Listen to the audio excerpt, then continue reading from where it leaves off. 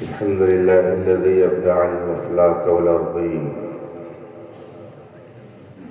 والصلاة والسلام على من كان نبيا وآدم بين الماء والطين، وعلى آله الطيبين وأصحابه المطهرين وعلماء أمته أجمعين، أما بعد، فأعوذ بالله من الشيطان الرجيم. بسم الله الرحمن الرحيم. إن الله مع الصابرين. صدق الله العظيم وصدق رسوله النبي الأمين الكريم، ونحن على ذلك لمن الشاهدين والشاكرين، والحمد لله رب العالمین۔ ممبر پاک پر تشریف فرما ہمارے دین ملت، علماء ذوی الاحترام، فقیہان اسلام، اساتذہ باوقار، عزیز طلبہ، حاضرین محترم، السلام علیکم ورحمۃ اللہ تعالی وبرکاتہ۔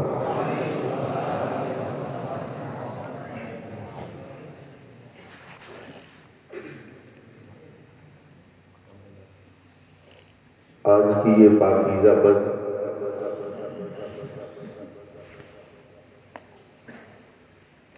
اور بابرکت محفل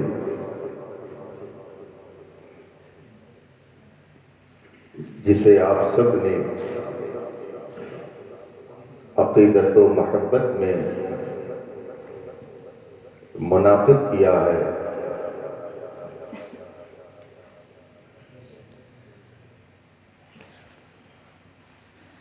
دنیا اسلام کی برگزیدہ ہستیوں کی بارگاہ میں خراج عقیدت پیش کرنے کے لیے قائم ہے۔ رب تعالی اپنے حبیب پاک کے طفیل اس بزم نور میں ہم سب کی شرکت کو شرف قبول عطا فرمائے۔ مجھ سے بیشتر آپ حضرات نے جماعت اہل سنت کے ذمہ دار علماء اور خطبہ سے بڑی قیمتی باتیں سماعت فرمائیں،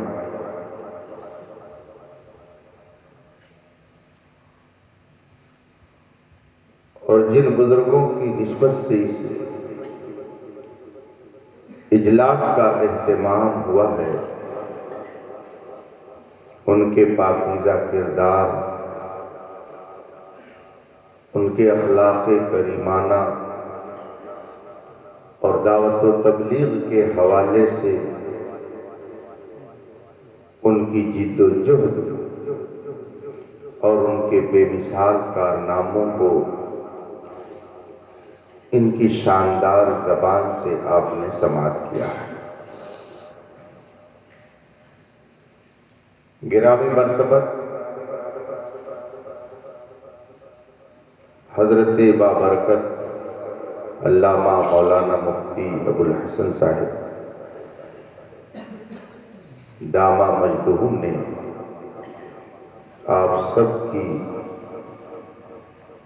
طرف سے حکم صادر فرمایا، آج کی اس تاریخ میں یہاں حاضری کے لیے جامعہ مجدیہ اور دیار صدر الشریعہ میرے لیے صرف ایک علمی درسگاہ ہی نہیں ہے، میری محبت اور عقیدت کا ایک مرکز ہے۔ میں نے اپنے لیے اسے سعادت جانا اور ان پاکیزہ نفوس سے ملاقات کا اسے ذریعہ تصور کیا۔ میں نے ان سے عرض کی کہ ضرور حاضری کا شرف حاصل کروں گا۔ آپ حضرات کے اخلاص کی برکت کہ آپ کے درمیان جماعت اہل سنت کے وہ خطبہ موجود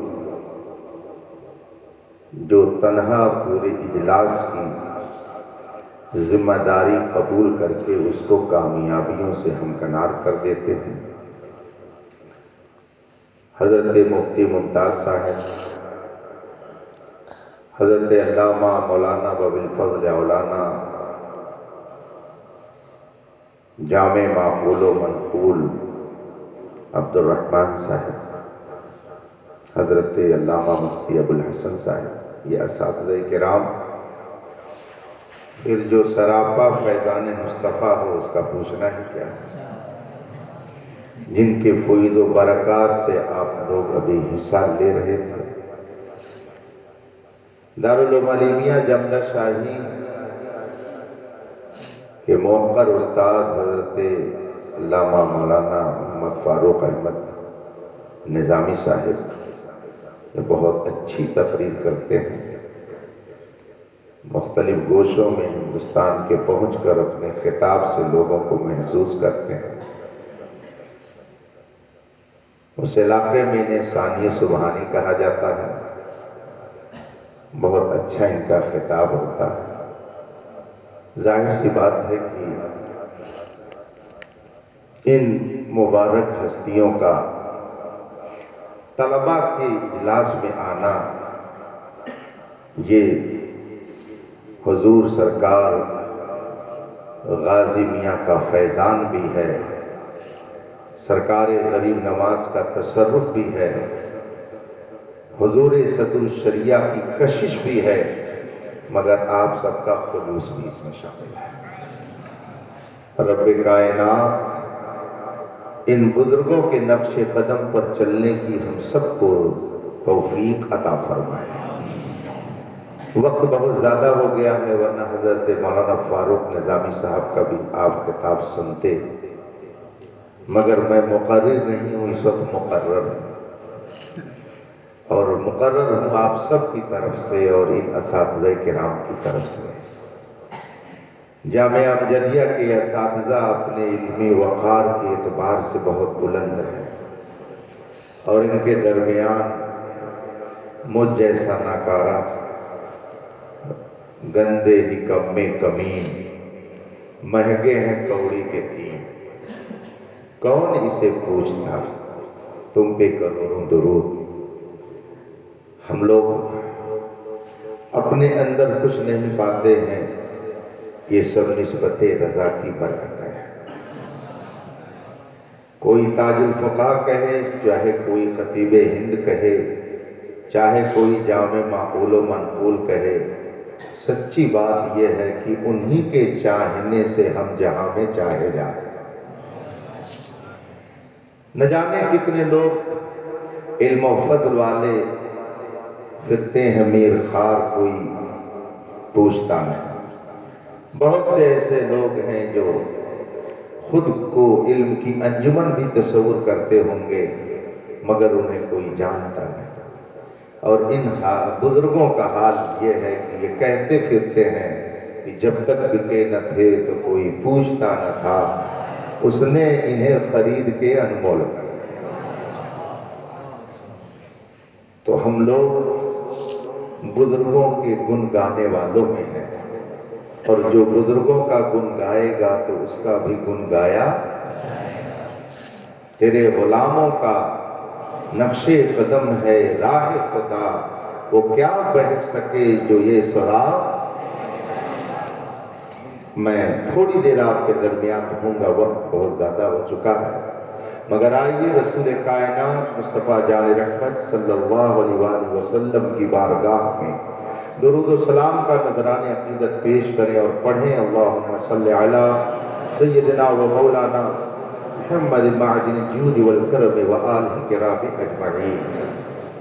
رفیقان محترم، عزیز طلباء، آج کی یہ بزم سرکار غریب نواز کے نام ہے، آج کا یہ اجلاس سرکار غازی کے نام ہے، آج کی اس نور بھری محفل میں ذکر جمیل بزرگوں کا ہو رہا ہے۔ آخر ان بزرگوں کی وہ عظیم کارنامے کیا ہیں جن کی بدولت آج ہمارے دلوں پر یہ راج کر رہے ہیں؟ یاد رکھیے گا، محبت اور خلوص یہ دو ایسی طاقت ہے کہ پہاڑ کو بھی کھود کر کے کنارے کر دے، سمندر کو بھی خشک کرنے کا جذبہ لے کر کے پہنچ جائے، اور ان دونوں کی کچھ نہ کچھ پہچان ہے۔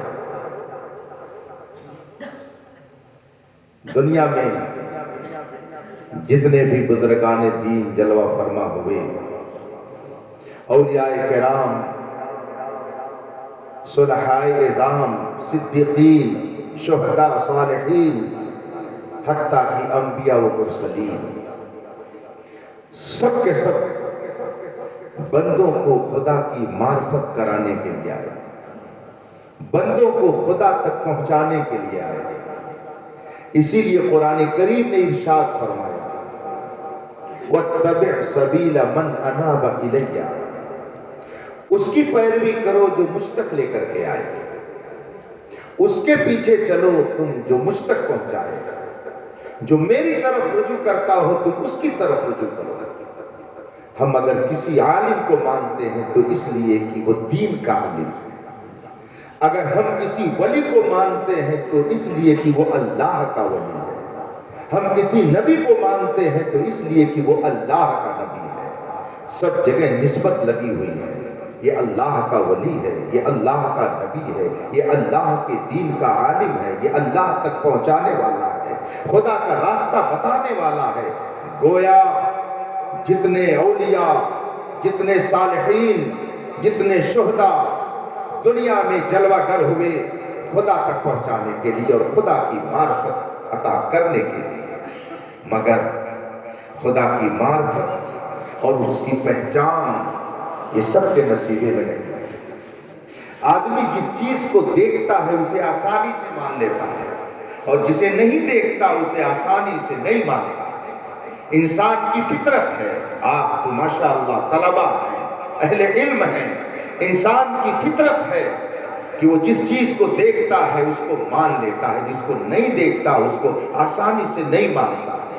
آپ کے پاس کوئی آ کر کے خبر دے کہ ایسا واقعہ ہوا، آپ اپنی زبان سے فوراً کہتے ہیں میں نے تو نہیں دیکھا، میں نے تو نہیں سنا۔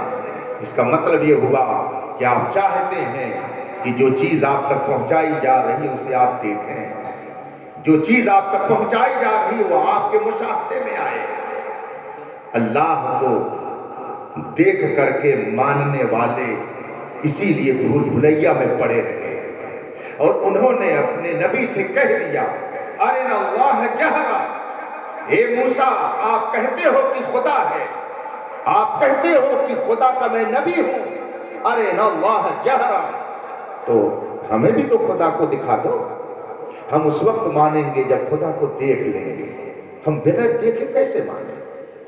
انسان کی فطرت ہے، چونکہ جب یہ آنکھ کھولتا ہے پیدا ہوتا ہے تو پیدا ہوتے ہی در و دیوار اس کی نگاہوں کے سامنے ہوتے ہیں، شکل و صورت اس کی نگاہوں کے سامنے ہوتی ہے، ماں کا چہرہ ہے، بھائی کا چہرہ ہے، بہن کا چہرہ ہے، کسی اور کا چہرہ ہے۔ پیدا ہوتی ہی وہ مادیات کو دیکھتا ہے، جسم والی چیزوں کو دیکھتا ہے، در و دیوار پر اس کی نظر پڑتی ہے، زمین اور آسمان کو دیکھتا ہے، تو وہ دیکھتے دیکھتے دیکھنے والی چیزوں کو دیکھنے کا عادی ہو جاتا ہے۔ اسی لیے جو چیز نہیں دکھتی اسے آسانی سے وہ نہیں مانتا۔ مکے کے لوگ یہی کہتے تھے اے پیغمبر اسلام، اے محمد عربی، آپ خدا کی بات کرتے ہو، اگر خدا ہے تو ہمیں نظر کیوں نہیں آتا؟ اگر وہ ہے تو ہمیں دکھتا کیوں نہیں ہے؟ جو چیز دکھتی ہے لوگ اس کو جلدی سے مان لیتے ہیں۔ اگر آپ اس کا اپنے علاقے میں جائزہ لینا چاہیں تو آپ بھی لے سکتے ہیں۔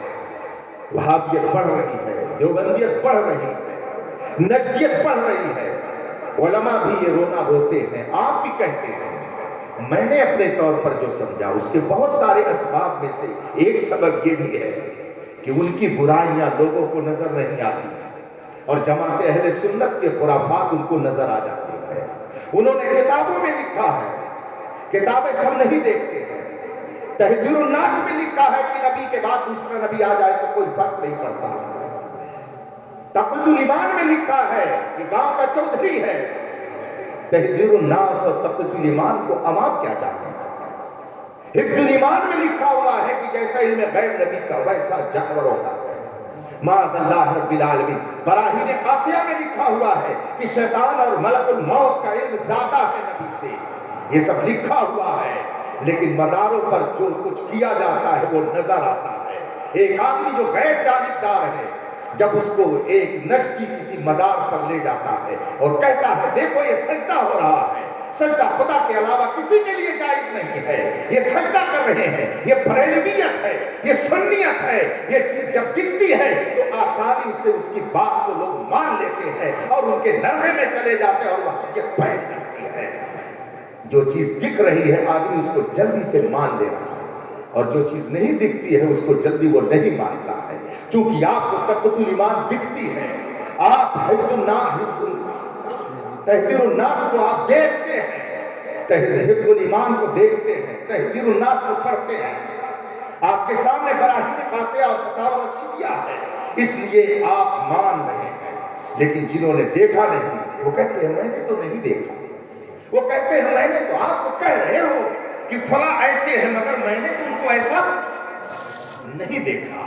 اس کا مطلب ہے کہ انسان کی یہ فطرت ہے کہ جسے دیکھے اسے مانے، اور یوں بھی کہہ سکتے ہو کہ جسے مانے اسے دیکھنا چاہتے ہیں۔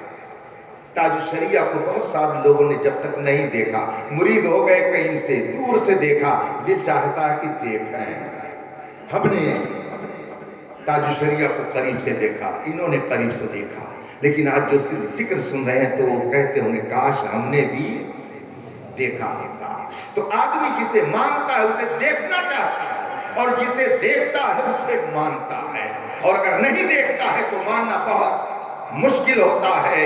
کیا آپ نے یہ نہیں سنا؟ بخاری شریف حضرت علامہ عبدالرحمن صاحب پڑھاتے ہیں، آپ ان سے جا کر کے دریافت کریں، وہ آپ کو بیان کریں گے، بتائیں گے کہ قوم نوح علیہ الصلوۃ والتسلیم کے وہ 4-5 بزرگ جو بڑے نیک تھے، جن کا ذکر بخاری شریف میں بھی ہے، کانوا اسماء رجال صالحین من قوم نوح ود سوا یعوق یغوث نصر، جن کا ذکر قرآن کریم میں ہے۔ یہ 5 کے 5 کانوا اسماء رجال صالحین من قوم نوح، یہ قوم نوح کے 5 نیک لوگوں کا نام ہے۔ کانوا اسماء رجال صالحین من قوم نوح، یہ قوم نوح کے 5 نیک لوگ تھے۔ جب ان کا وصال ہو گیا، یہ دنیا سے چلے گئے، ان کے ماننے اور ان کے چاہنے والے ان کی یاد میں روتے تھے۔ ایک روز شیطان ایک بزرگ کی شکل میں ان کے پاس آیا، قوم سے جانے کے بعد کہتا تم بہت روتے ہو، اپنے بزرگوں کی یاد میں تم روتے ہو، میں چاہتا ہوں کہ سکون کا کوئی سامان دے دوں۔ لوگ خوش ہو گئے، کہا تھوڑی سی مہلت دو، ابھی میں تمہارے لیے سکون کا سامان فراہم کر دیتا ہوں۔ چنانچہ کچھ دیر کے بعد اس نے کہا میرے لیے ایک مکان خالی کیا جائے، مکان خالی کر دیا گیا۔ وہ گیا اور کچھ دیر کے بعد باہر نکلا اور اس کے بعد نے کہا چلو میرے ساتھ۔ چنانچہ قوم کے لوگ جب گھر میں داخل ہوئے تو دیکھا کہ 5 مجسمہ تیار ہیں، 5 مجسمے وہاں پہ موجود ہیں۔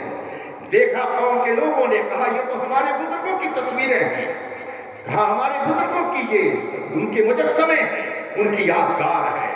کہا ٹھیک ہے، جب تمہیں یاد ستائے تو آ کے دیکھ لینا، دل کو سکون مل جائے گا۔ اس کا مطلب ہوا کہ جب آدمی دیکھتا ہے تو سکون ملتا ہے، جب دیکھ لیتا ہے تو آدمی کی طبیعت ہری ہو جاتی ہے۔ چنانچہ ان 5 کے مجسمے گھر میں رکھے رہے۔ بخاری شریف کی حدیث ہے، آپ سماعت کر لیجئے گا حضرت علامہ کی بارگاہ میں جا کر، اور یہاں علامہ سے مراد علامہ عبدالرحمن صاحب ہیں، وہ علامہ جو پوری دنیا میں اس وقت سب سے بڑے علامہ ہیں۔ آپ خوش نصیب ہیں کہ ان کا فیضان آپ قریب رہ کر کے لے رہے ہیں، ورنہ دنیا میں لاکھوں لوگ ہیں جنہوں نے دیکھا نہیں ہے، آج انہیں بھی وہ دیکھنا چاہتے ہیں۔ اور وہ کہتے ہیں وہ ایسا محدث ہے، وہ ایسا مومنین فی الحدیث ہے، وہ ایسا علامہ ہے، وہ ایسا ممتاز الفقہا ہے، وہ ایسا مرشد گرامی ہے کہ ان کا سایہ تجلی، ان کا نقش پا چراغ، وہ جدھر گزرے ادھر ہی روشنی ہوتی ہے۔ وہ علامہ ہے۔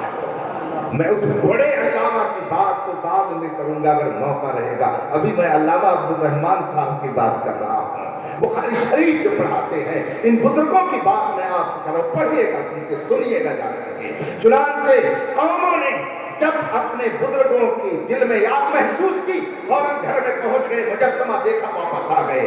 لیکن جب نسلیں گئیں، نسلیں بدلیں اور لوگوں میں تبدیلی آئی، نسل آتی گئی جاتی گئی، آتی رہی اور جاتی رہی، پھر اس کے بعد میں ایک وقت ایسا بھی آیا کہ جو مجسمے رکھے گئے تھے صرف دیکھنے کے لیے، اسی کی پوجا کی جانے لگی۔ بت پرستی کی ابتدا اسی طرح سے، شرک ایسے ہی پھیلا۔ بخاری شریف کی حدیث میں ہے، شرک یوں ہی پھیلا، گویا شرک کا دروازہ کھلا تصویروں کے ذریعہ، بت پرستی پھیلی بتوں کے ذریعہ، ان مجسموں کے ذریعہ۔ اسی لیے رسول پاک صلی اللہ علیہ وسلم نے متعدد حدیثوں میں اس کی سخت مذمت فرمائی اور فرمایا ان اشد الناس عذابا یوم القیامۃ المصورون، قیامت کے دن سب سے سخت عذاب اس سے ملے گا جو تصویر کاری کیا کرتے ہیں، اس لیے کہ اس کے ذریعہ بت پرستی کا دروازہ کھلتا ہے۔ جو لوگ اس کو دیکھ رہے تھے، آنے والوں نے نہیں سمجھا کہ کیوں بنایا گیا تھا اور انہوں نے اس کی پوجا شروع کر دی۔ بت پرستی کی ابتدا یوں ہی کی، شرک یوں ہی پھیلا۔ میرے عرض کرنے کا مطلب یہ تھا کہ جو چیز لوگ دیکھتے ہیں اس کو جلدی مان لیتے ہیں، اور جو نہیں دیکھتے ہیں اس کو جلدی نہیں مانتے۔ عرب کے بدماش لوگ، گرو گھنٹال یا ابو جہل جیسے لوگ اتنی آسانی سے اپنے آپ کو بھلا کیسے پیش کر سکتے تھے نبی کی بارگاہ میں، جب ان کی کھڑکیوں میں شرک اور بت پرستی پھیلی ہوئی بسی ہوئی تھی۔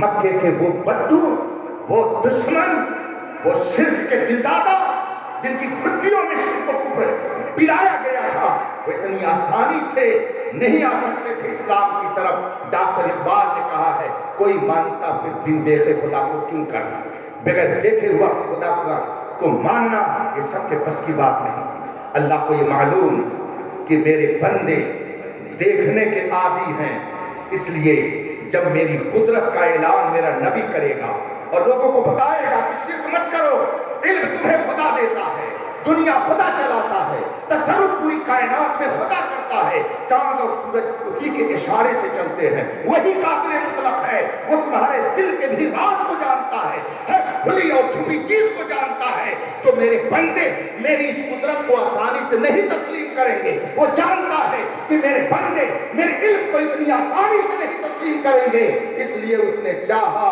کہ اپنے بندوں کی ہدایت کے لیے اپنے محبوب کو اپنی قدرت کا جلوہ دے دیا جائے۔ اس نے چاہا کہ اپنے محبوب کو اپنے علم کی تجلی گاہ بنا دیا جائے۔ چنانچہ اللہ تبارک و تعالیٰ نے رسول پاک صلی اللہ علیہ وسلم کو یہ قدرت و طاقت عطا فرمائی۔ اے میرے محبوب، اگر ضرورت پڑے تو میری قدرت کو پہچانوانے کے لیے، میری ذات کی معرفت کرانے کے لیے موقع اگر آئے تو تو بھی اشارہ کر دینا تو چاند دو ٹکڑے ہو جائے گا۔ تو اشارہ کرے گا تو سورج اپنی جگہ سے چلا آئے گا، اور جب تیری اس قدرت کو لوگ دیکھیں گے تو کہہ پڑیں گے اشہد ان لا الہ الا اللہ واشہد ان محمدا عبدہ ورسولہ۔ تو نبی اپنی قدرت کو اس لیے دکھاتا ہے کہ اپنی قدرت کے ذریعہ خدا کی وہ معرفت، نبی کی قدرت کو دیکھ کر کے خدا کی قدرت کی معرفت ہوتی ہے، اور نبی کے علم کو دیکھ کر کے خدا کے علم پر یقین ہوتا ہے۔ کیا آپ کو یہ نہیں معلوم کہ حضرت سیدنا عبداللہ، حضرت عباس رضی اللہ تعالیٰ عنہ جنگ بدر میں مشرکین مکہ کی طرف سے مسلمانوں کا کام تمام کرنے کے لیے آئے ہوئے تھے۔ مشرکین مکہ کے ساتھ مل کر مدینے پر حملہ کرنے والوں میں وہ بھی تھے، مگر جب قیدی بنائے گئے تو ان قیدیوں میں حضرت عباس بھی تھے رضی اللہ تعالیٰ عنہ، جو رسول پاک کے چچا۔ مشورہ ہوا کہ ان قیدیوں کے ساتھ کیا سلوک کیا جائے، ان قیدیوں کے ساتھ کون سا برتاؤ کیا جائے۔ صحابہ نے الگ الگ مشورے دیے۔ میرے آقا صلی اللہ علیہ وسلم نے سب کے مشوروں کو سننے کے بعد حضرت عباس رضی اللہ تعالیٰ عنہ کے لیے فرمایا کہ یہ میرے چچا ہیں، ان سے فدیہ لے لیا جائے، پیسہ لے لیا جائے، ان کو چھوڑ دیا جائے۔ حضرت عباس بول پڑے، بھتیجے تم جانتے ہو کہ میرے پاس کچھ نہیں ہے، میرے پاس کوئی دولت نہیں ہے، تم نے دولت فدیہ رکھ دیا، میں کہاں سے یہ فدیہ ادا کروں گا، میرے پاس اتنی دولت کہاں سے آئے گی، تم نے میرے لیے فدیہ مقرر کیا، میں فدیہ کہاں سے دوں گا۔ میرے آقا صلی اللہ علیہ وسلم نے ارشاد فرمایا، چچا جان یہ بتائیے جب آپ مکے سے چل رہے تھے تو بتائیے چچی کو آپ کیا دے کر کے آئے تھے، کیا آپ نے دیا تھا۔ آپ کو معلوم ہے کہ جب حضرت عباس چلے تھے مکے سے تو اپنی اہلیہ محترمہ رسول پاک صلی اللہ علیہ وسلم کی چچی جان کو بند کر کے ایک ڈبے میں سونا دیا تھا اور کہا تھا کہ سنو، اگر میں مدینے میں جا کر کے وہی رہ گیا، قتل کر دیا گیا تو یہ تمہارے کام آئے گا، اور اگر میں خیریت سے واپس آیا تو پھر یہ کام دونوں کے آئے گا۔ یہ چلتے وقت حضرت عباس نے اپنے گھر میں اپنی اہلیہ سے فرمایا تھا۔ میرے آقا صلی اللہ علیہ وسلم نے جب یہ ارشاد فرمایا کہ اے چچا جان، آپ گھر سے نکلتے وقت چچی کو کیا دے کر کے آئے تھے، حضرت عباس نے رسول پاک کے اس علم کا جب اپنے ماتھے کی آنکھوں سے مشاہدہ کیا، فوراً کہا بے شک آپ اللہ کے نبی ہیں، اس لیے کہ مکے میں جو واقعہ ہو رہا ہے، مدینے میں بیٹھ کر کے جو اسے جان لے وہ عام انسان نہیں ہو سکتا ہے، وہ خدا کا پیغام۔ مطلب ہوا نبی خدا کی پہچان بن کر کے آتا ہے، نبی کی قدرت کو دیکھ کر کے خدا کی قدرت کو جانا جاتا ہے، نبی کے علم کو دیکھ کر کے خدا کے علم کا یقین ہوتا ہے۔ لیکن اللہ کو یہ بھی معلوم ہے کہ ایک دور ایسا آئے گا کہ میرے نبی کی بھی قدرت کا لوگ انکار کریں گے۔ اللہ کو یہ معلوم ہے کہ ایک زمانہ ایسا بھی آئے گا کہ میرے نبی کے علم کا بھی لوگ انکار کریں گے، اس لیے اللہ نے اس کا بھی انتظام فرما دیا کہ اگر تمہیں خدا کی قدرت پہچاننی ہے تو نبی کی قدرت کو دیکھنا، اور اگر نبی کی طاقت کو پہچاننا ہے تو پھر میرے محبوبوں کی قدرت کو دیکھ لینا۔ میرے محبوبوں کی قدرت کو جب تم دیکھو گے تو تمہیں میرے نبی کی قدرت کا یقین ہوگا۔ خواجہ غریب نواز ہندوستان میں آتے ہیں، خواجہ غریب نواز ایک کفرستان میں جلوہ گر ہوتے ہیں، چمن میں پھول کا کھلنا کوئی کمال نہیں، صہیب پھول جو گلشن بنائے صحرا کو۔ ابھی آپ نے سنا 90 لاکھ لوگوں کو دامن اسلام سے وابستہ کرنے والی شخصیت کا نام خواجہ غریب نواز ہے۔ حضرت خواجہ غریب نواز ہندوستان میں تشریف لاتے ہیں نبی کی معرفت کرانے کے لیے اور یہ بتانے کے لیے کہ نبی محتاج نہیں ہے۔ سنو، میں نبی نہیں ہوں، نبی کا امتی ہوں، مگر میرے اندر یہ طاقت ہے کہ اگر میں چاہوں تو انا ساگر کو ایک پیالے میں اسے سما سکتا ہوں۔ اگر میری یہ قدرت ہے تو میری اس قدرت کو دیکھ کر کے میرے نبی کی قدرت کو تمہیں تسلیم کر لینا چاہیے اور یہ کہنا چاہیے بے شک وہ عام انسان نہیں ہے، وہ اللہ کا محبوب بندہ اور نبی۔ تو نبی آتا ہے خدا کی پہچان کے لیے اور ولی آتا ہے، اسی لیے بزرگوں نے فرمایا الولایت ظل النبوہ والنبوۃ ظل الالوہیہ۔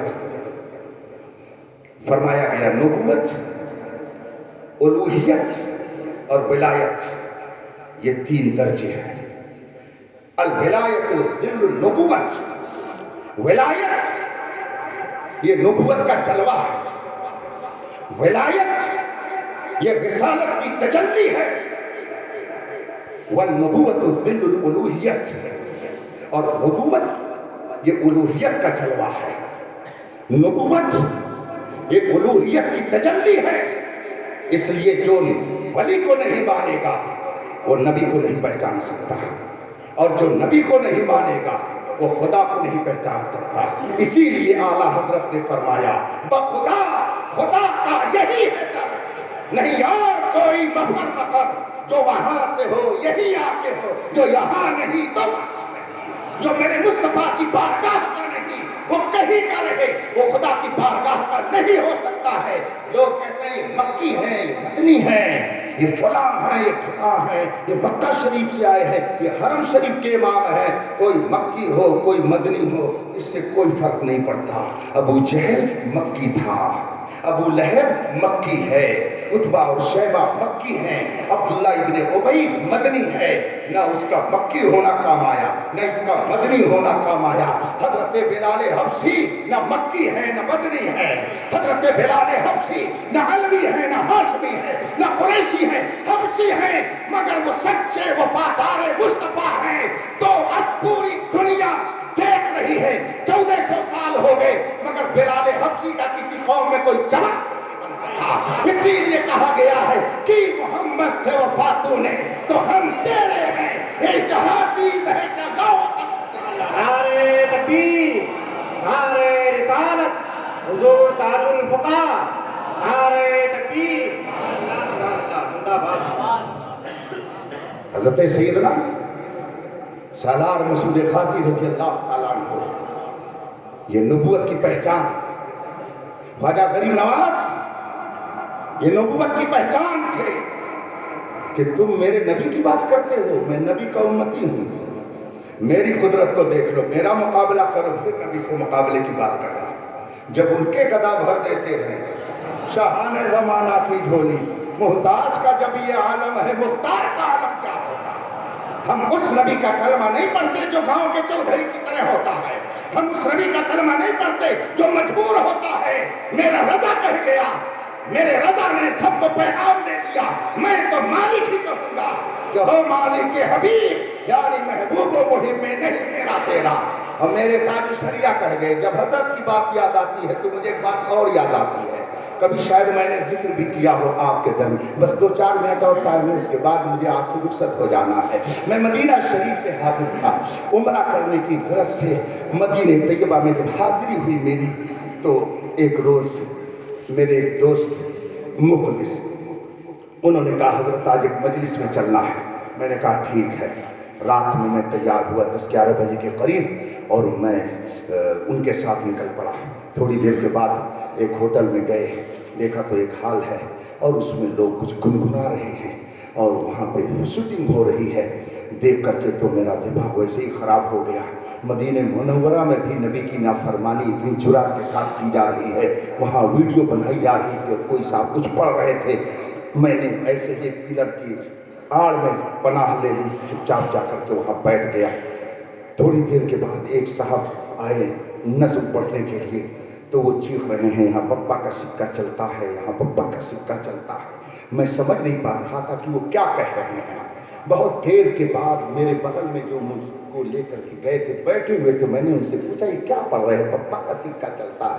تو انہوں نے بتایا کہ یہ کہنا چاہتے ہیں باپو کا سکہ چلتا ہے. میں نے کہا معاذ اللہ رب العالمین, مدینہ طیبہ میں بیٹھ کر کے اپنے باپو کا سکہ چلانے کی جو بات کرے اس کا سکہ کبھی نہیں چل سکتا. میرا تاج شریعہ کہتا ہے جہاں میں ان کی چلتی ہے وہ دم میں کیا سے کیا کر دیں, زمین کو آسماں کر دیں, شریعہ کو کر دیں. جو اپنی چلائے گا اس کی نہیں کرے گی, اور جو مصطفیٰ کی بات کرے گا تو نبی کا دین بھی کرے گا اور اس کی بھی چلتی رہے گی. امام احمد رضا کی اسی لیے چل رہی ہے کہ انہوں نے اپنی نہیں چلائی, انہوں نے رسول پاک کے دین کی بات کی. انہوں نے یہ نہیں کہا مجھے مانو, انہوں نے کہا انہیں جانا, انہیں مانا. نہ رکھا کیسے کام, للہ الحمد میں دنیا سے مسلمان ہو گیا. حضور سیدنا خواجہ غریب نواز رضی اللہ تعالیٰ عنہ اپنی چلانے نہیں آئے تھے, نبی کی چلانے آئے تھے. نبی کی چلا کر کے گئے تو آج تک ان کی چل رہی ہے اور انشاءاللہ صبح قیامت تک چلتی رہے گی. حضور سیدنا سالار مسعود غازی رضی اللہ تعالیٰ عنہ اپنی چلانے کے لیے نہیں آئے, اس لیے کہ ابھی تو وہ 19-20 سال کی عمر کے تھے, ابھی تو ان کی شادی بھی نہیں ہوئی تھی. ان کے والد ماجد کا اجمیر معلیٰ کے علاقے میں انتقال ہو جاتا ہے اور وہاں سے بھی خبر آتی ہے کہ آپ تشریف لے ستری جو بارہ-بنکی ضلع میں مقام ہے اور اس وقت اس کی حیثیت صدر مقام کی تھی، وہاں والد ماجد کا انتقال ہوتا ہے اور ساتھ ہی ساتھ اجمیر معلیٰ کے علاقے میں آپ کی والدہ ماجدہ کا انتقال ہوتا ہے، مگر نہ انہیں والد کا غم نہ انہیں والدہ کا غم ہے تو صرف یہ غم ہے کہ اس کفرستان کو کیسے ایمان کا لالا زار بنایا جائے۔ انہیں اگر فکر ہے تو اس بات کی فکر ہے کہ کس طرح سے اس کفرستان میں رسول پاک کے دین کو پھیلایا جائے۔ وہ اپنی زندگی گزارنے کے لیے نہیں آئے، مصطفیٰ کے دین کی سربلندی کے لیے آئے، اور یہی تو امام احمد رضا بھی کہتے ہیں، یا رسول اللہ زمین و سما تمہارے لیے، چنین و چنا تمہارے لیے، ہم آئے یہاں اٹھیں بھی وہاں، تو ہمارا آنا ہمارے لیے نہیں ہے بلکہ بات سمجھ میں آ رہی ہے۔ اب ان کا بنانے کے لیے کیا کرنا پڑے گا؟ بڑی پیاری گفتگو حضرت علامہ فیضان مصطفیٰ نے آپ کے سامنے رکھ دی ہے۔ محبت، اسلام محبت سے پھیلا ہے، اس میں کوئی شک نہیں۔ جو لوگ کہتے ہیں تلوار سے پھیلا، یہ غلط ہے۔ تلوار سے گردن جھکائی جا سکتی ہے، دل نہیں جھکایا جا سکتا۔ زور زبردستی سے اگر آپ کو بیٹھایا جائے گا، تھوڑی سی فرصت پائیں گے فوراً رفو چکر ہو جائیں گے۔ مار مار کر کے اگر درسگاہ میں بیٹھایا جاتا ہے تو دیکھ لیجئے انجام کیا ہوتا ہے۔ استاذ کی نظر ادھر ہوئی، بچہ فوراً کلاس سے باہر ہو گیا، اس لیے کہ یہ جبر کے ساتھ ہے۔ لیکن جب دل سے کوئی طالب علم پڑھتا ہے تو استاذ آئے یا نہ آئے کوئی فرق نہیں پڑتا ہے، وہ رات میں بھی پڑھتا ہے، دن میں بھی پڑھتا ہے۔ یہ محبت اور چاہت کی علامت ہوتی ہے۔ اگر اسلام زور اور زبردستی پھیلایا گیا ہوتا اور تلواروں کے زور سے پھیلا ہوتا تو جن اسلام لانے والوں پر ظلم و ستم ہو رہا تھا وہ فوراً رفو چکر ہو جاتے، اسلام کا قلادہ اپنی گردن سے نکال دیتے اور کہتے ہم اسلام کو نہیں مانتے۔ کون جائے گا اتنا ظلم سہنے کے لیے؟ کون جائے گا اتنی گالیاں سننے کے لیے؟ کون جائے گا تلواریں کھانے کے لیے؟ کون جائے گا گردن کٹانے کے لیے؟ مگر تاریخ یہ بتا رہی ہے اسلام کے ان وفاداروں نے بابا کے دوحل کہا، یا رسول اللہ دنیا کے ہر ظلم و ستم گوارا ہے مگر اتنا کہتے کہ تو یہ محبت ہے۔ تو اسلام محبت کی بنیاد پر قائم ہے اور انشاءاللہ محبت کی بنیاد پر ہمیں ضرورت اس بات کی ہے کہ ہم رسول پاک کی سیرت، آپ کے پاکیزہ کردار اور پیاری تعلیمات کو قوم تک پہنچائیں۔ آپ نے مجالی میں پڑھا ہوگا نا، بنی یا اور کچھ پڑھ لیجیے اس کو، ان البر شیء حی وجہ طلیق کلام اللین، پڑھا ہے نا پیارے؟ نیکی بہت آسان ہے، نیکی کے لیے کچھ کرنا نہیں ہے۔ وجہ طلیق کلام اللین، مسکرا کر کے بات کرنا، نرم انداز میں گفتگو کرنا۔ تم اس مسکراہٹ میں اور تم اپنی اس نرم گفتاری میں لوگوں کے دل کو اپنی طرف کھینچ لو گے، اور جب دل کھینچے گا تو وہ یہی کہے گا ہر جفا ہر ستم گوارا ہے۔ یا رسول اللہ اتنا کہہ دے کہ یہ صحابہ نے زبردستی اسلام نہیں قبول کیا، حضرت عمر جیسے لوگوں نے زبردستی اسلام قبول کیا، ایسے طاقتور تھے کہ سب کانپتے تھے، اور جب کھڑکی کھولی گئی اور دیکھا گیا کہ حضرت عمر آ رہے ہیں تو کہا یا رسول اللہ عمر آ رہے ہیں۔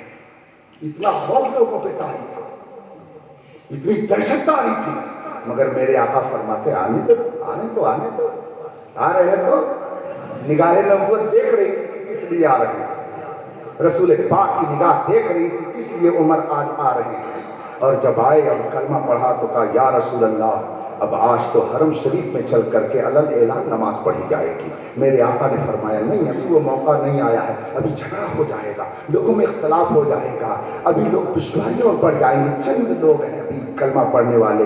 حضرت عمر رضی اللہ تعالیٰ عنہ فرماتے یا رسول اللہ جب بھی ہم حرم شریف میں پہلی بار پڑھنے کے لیے جائیں گے تب یہ مسئلہ ضرور پیش آئے گا۔ کہا ہاں آئے گا تو اس وقت بھی، کہا جب اس وقت آئے گا تو آج ہی کیوں نہ کر لیا جائے، آج ہی چل کر کے کیوں نہ ہم حرم شریف شریف میں نماز پڑھیں۔ اللہ کے رسول صلی اللہ علیہ وسلم نے فرمایا ٹھیک ہے۔ حضرت عمر کی بہادری دیکھیے، ایک ایک گرو گھنٹال کے دروازے پہ جا کے کنجی کٹا، اے فلاں کیا بات؟ ہاں میں مسلمان ہو گیا ہوں، چل جو کچھ کرنا ہے کر لینا۔ اے فلاں کیا؟ میں مسلمان ہو گیا ہوں، چل جو کچھ کرنا ہے کر لینا۔ بتاؤ کیا یہ تلوار کی طاقت سے اسلام قبول کرنے والے لوگ تھے؟ یہ تو اپنی تلوار سے اسلام کا خاتمہ کرنا چاہتے تھے، مگر نگاہ مصطفیٰ نے ان کے دل کو دنیا ایسی بدلی ایسی بدلی ایسی بدلی کہ اس مقدس جماعت کے کردار نے پوری دنیا میں ان کے برپا کر دیا، اور لوگوں کو کہنا پڑا کہ خود نہ تھے جو راہ پر اوروں کے ہادی بن گئے، کیا نظر تھی جس نے مردوں کو مسیحا کر دیا۔ وآخر دعوانا ان الحمدللہ رب العالمین، السلام علیکم۔